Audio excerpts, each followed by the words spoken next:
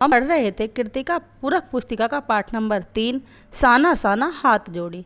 और इसमें लेखिका बताती है कि चाहे हम मैदानी भागों में पहुंच जाएं, चाहे पहाड़ी भागों में पहुंच जाएं, और चाहे इसके साथ ही हमारा देश कितनी भी वैज्ञानिक तरक्कियां क्यों ना कर ले, फिर भी सब लोगों के जो विश्वास हैं, आस्थाएं हैं, अंधविश्वास हैं और पाप और पुण्य के बारे में जो उनकी सोच है, वह पूरे भारतवर्ष में एक जैसी ही है। अब आगे। राफ्ता राफ्ता हम ऊंचाई की ओर बढ़ने लगे, बाजार, लोग और बस्तियां पीछे छूटने लगे।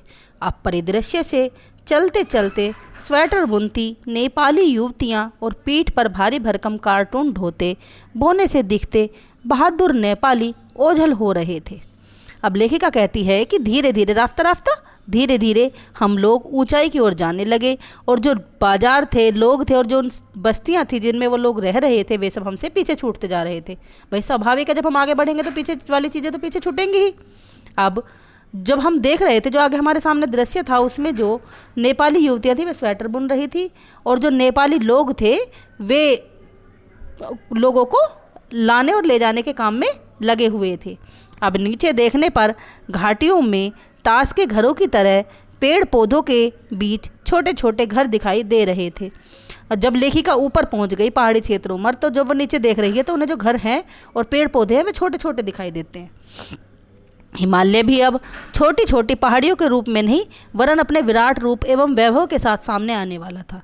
अब जो हिमालय लेखिका को पहले नहीं दिख रहा था, अब जब वह जैसे ही आगे बढ़ती है तो हिमालय का जो वह रूप देखती है वह बहुत ही विराट है और बहुत ही सुंदर है। न जाने कितने दर्शकों, यात्रियों और तीर्थाटनियों का काम्य हिमालय।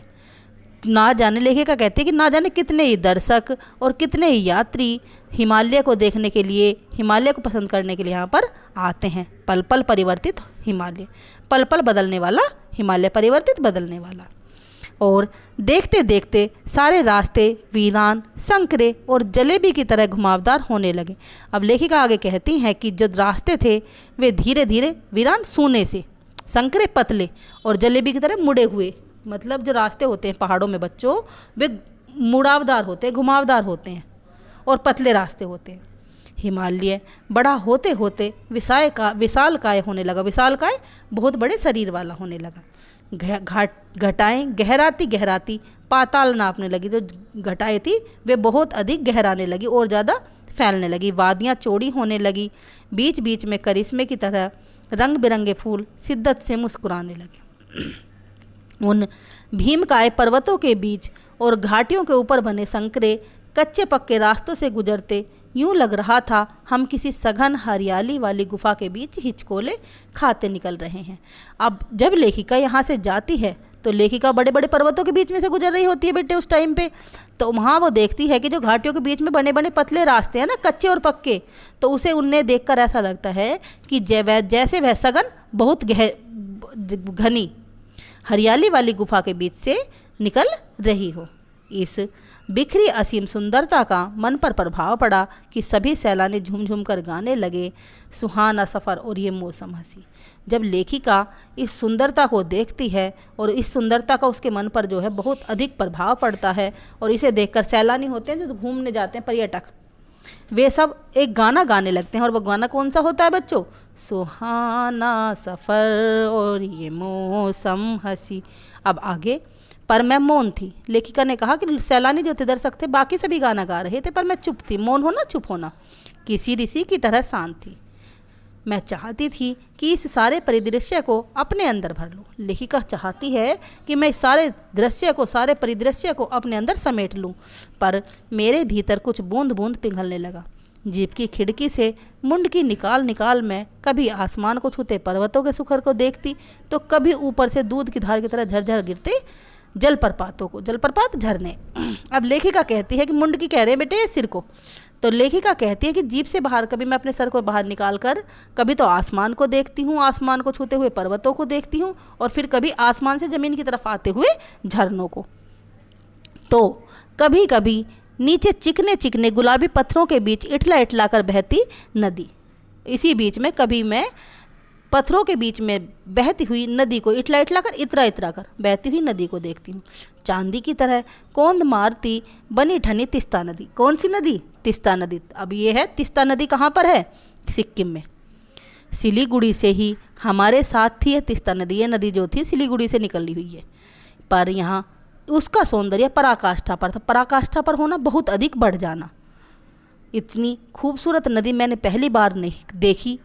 मैं रोमांचित थी, मैं पुलकित थी, चिड़िया के पंखों की तरह हल्की थी। अब लेखिका ने कहा, इन सब को देखकर मेरा जो रोमांच था, मेरी जो खुशी थी, वह मेरे हृदय में नहीं समा रही थी। अर्थात मैं बहुत ज़्यादा खुश थी इन सब चीज़ों को देखकर।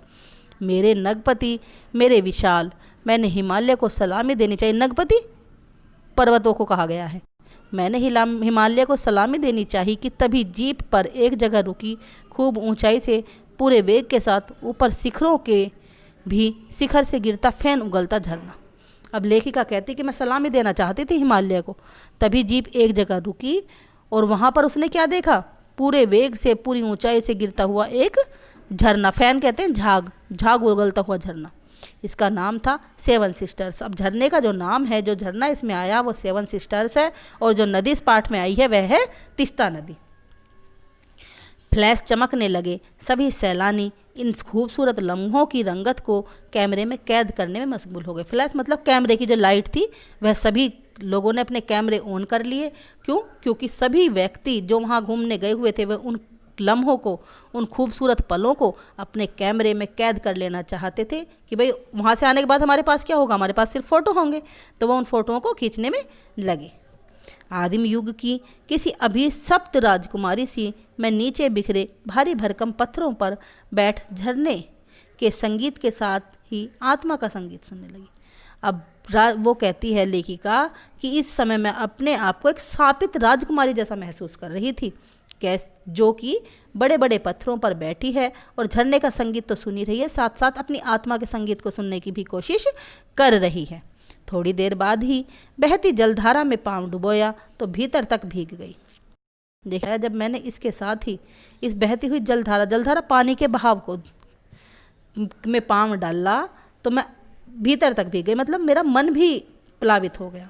मन काव्य में हो उठा, सत्य और सौंदर्य को छूने लगा। इसे देखकर मेरे मन में एक कविता उत्पन्न हो गई और मेरा मन जो था वह सच्चाई को और सौंदर्य को दोनों को एक साथ छूने लगा। जीवन की अनंतता का प्रतीक वह झरना, उन अद्भुत अनूठे क्षणों में मुझ में जीवन की शक्ति का एहसास हो रहा था।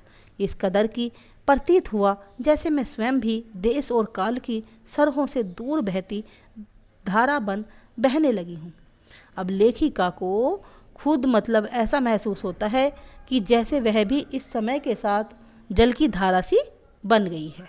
भीतर की सारी तामसिकताएं और दुष्ट वासनाएं इस निर्मल जलधारा में बह गई। अब जो मेरे अंदर की जो तामसिकताएं थी और मेरे अंदर की जो बुरी भावनाएं थी, वह जल की इस पवित्र धारा में बह गई। मन हुआ कि अनंत समय तक ऐसे ही बहती रहूं, सुनती रहूं इस झंकने की पुकार को, इस झरने की पुकार को। झंकने रोंग है, यहाँ पे झरना आएगा। तो लेखिका कहती है कि मेरा मन था कि मैं यहीं बैठी रहूं, इस नदी की तरह बहती रहूं और इस झरने की जो आवाज़ है इसे सुनती रहूं। पर जितेन ठेलने लगा। जितेन ठेलने का मतलब क्या? चलने के लिए कहने लगा।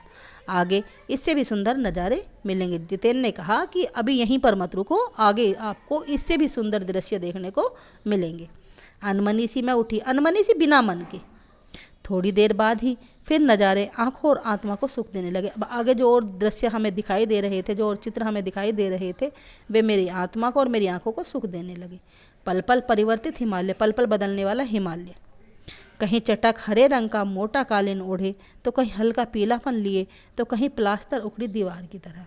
अब ऐसा क्यों? क्योंकि कहीं पर तो घास ज़्यादा थी तो वो हरे रंग की थी, सुंदर लग रही थी, कालीन की तरह बिछी हुई थी, और कहीं पर घास सूखी हुई थी तो वो पीलापन लिए हुई थी, और कहीं कहीं थी ही नहीं तो वहाँ पर कैसा लग रहा था? जैसे बिना प्लास्टर की दीवार। और देखते ही देखते परिदृश्य से सब छूमंतर, जैसे किसी ने जादू की छड़ी घुमा दी हो। सब पर बादलों की एक मोटी चादर, सब कुछ बादल में। अब लेखिका जैसे जैसे ऊपर जाती है, लेखिका देखती है कि यहाँ पर जो है सब कुछ जो बादल में हो गया है। चित्र लिखित सी मैं माया और छाया के इस अनूठे खेल को भर भर आंखों देखती रही। प्रकृति जैसे मुझे सयानी बनाने के लिए जीवन के रहस्यों का उद्घाटन करने पर तुली थी। चित्र लिखित, चित्र पर लिखी हुई। लेखिका कहती है कि मैं ऐसा मुझे लग रहा था जैसे मैं इस माया और छाया के अनूठे खेल को आंखों से देखती जा रही थी। प्रकृति लेखिका कहती है कि प्रकृति मुझे अपना खेल दिखाकर और अपनी माया और छाया के रहस्य को दिखाकर और भी अधिक सयाना और अधिक बड़ा बना देना चाहती है। धीरे धीरे धुंध की चादर उठी। अब पहाड़ नदी दो विपरीत दिशाओं से आते छाया पहाड़ थे और थोड़ी देर बाद ही वे छाया पहाड़ अपने श्रेष्ठतम रूप पर मेरे सामने आने लगे। आगे जीप थोड़ी देर के लिए रुकवा दी गई। मैंने गर्दन घुमाई, सब और जैसे जन्नत बिखरी पड़ी थी। लेखिका कहती है कि जैसे जैसे मैं आगे गई तो जो धुंध की चादर थी वो तो हट गई और पहाड़ और नदी, पहाड़ नहीं, दो विपरीत दिशाओं से आते छाया पहाड़ थे, उल्टे मतलब आपस में विपरीत दिशाओं से, उल्टी दिशाओं से। अब हर तरफ जो है सुंदरता बिखरी पड़ी थी। नज़रों के छोर तक खूबसूरती ही खूबसूरती, जहाँ तक मेरी दृष्टि जाती थी और जहाँ तक मैं देख पा रही थी, लेखिका ने बताया कि वहाँ पर मुझे सुंदरता ही सुंदरता दिखाई दे रही थी। किसकी सुंदरता? प्रकृति की सुंदरता। अपने को निरंतर देने की अनुभूति कराते पर्वत, झरने, फूलों, घाटियों, वादियों के दुर्लभ नज़ारे। अब लेखिका देखती है कि ये जो पर्वत थे, झरने थे, वादियाँ थी, घाटियाँ थी, सुंदर सुंदर फूलों से सजी सवरी स्वर्ग जैसी दिखाई दे रही थी। वहीं कहीं लिखा था थिंक ग्रीन। अब वहाँ पर क्या लिखा था? ग्रीन, थिंक ग्रीन, हरियाली के बारे में सोचो। आश्चर्य, पल भर में ब्रह्मांड में कितना घटित हो रहा है। सतत प्रवाहमान झरने, नीचे वेग से बहती तीस्ता नदी। मुझे बड़ा आश्चर्य हुआ कि एक समय में, पल भर में, क्षण भर में चारों तरफ ब्रह्मांड में कितना कुछ हो रहा है। क्या? लगातार बहते हुए झरने और नीचे वेग से, मतलब तेज गति से आती हुई तीस्ता नदी, सामने उठती धुंध और मेरे सामने उठती हुई धुंध भी। भाई एक तरफ तो क्या हो रहा है, झरने नीचे की तरफ आ रहे हैं और दूसरा नदी बह रही है और उस नदी में, उसमें से पानी में से क्या उठ रही है? धुंध उठ रही है। ऊपर मंडराते आवारा बादल, इन सब के बावजूद वहाँ पर बादल मंडरा रहे हैं। मध्यम मध्यम हवा के हिलोरे लेते प्रियुता और रोडोडेंड्रे के फूल। अब यहाँ फूलों के नाम लिए, एक तो फूलों का नाम है प्रियुता, दूसरा रोडोडेंड्रो। धीरे धीरे हवा से ये फूल जो हैं हिल रहे हैं, मध्यम मध्यम, धीरे धीरे, सब अपनी अपनी लय तान और प्रवाह में बहते हुए चरैवेती चरैवेती। और समय के इसी सतत प्रवाह के तिनके सा बहता हमारा वजूद। और इसी तरह जैसे ये नदियाँ बह रही थी, जैसे पर्वत झरने बह रहे थे, इसी तरह जो है हम निरंतर तिनके की तरह हमारा वजूद भी इसके साथ ही बहता जा रहा था। पहली बार मुझे लगा जीवन का आनंद है यही चलायमान सौंदर्य। अब लेखिका कहती है कि इस सब सौंदर्य को देखकर, इस सब सुंदरता को देखकर मुझे लगता है कि जीवन का आनंद जो है वह इसी सौंदर्य में छुपा हुआ है। बाकी कल पढ़ेंगे। धन्यवाद।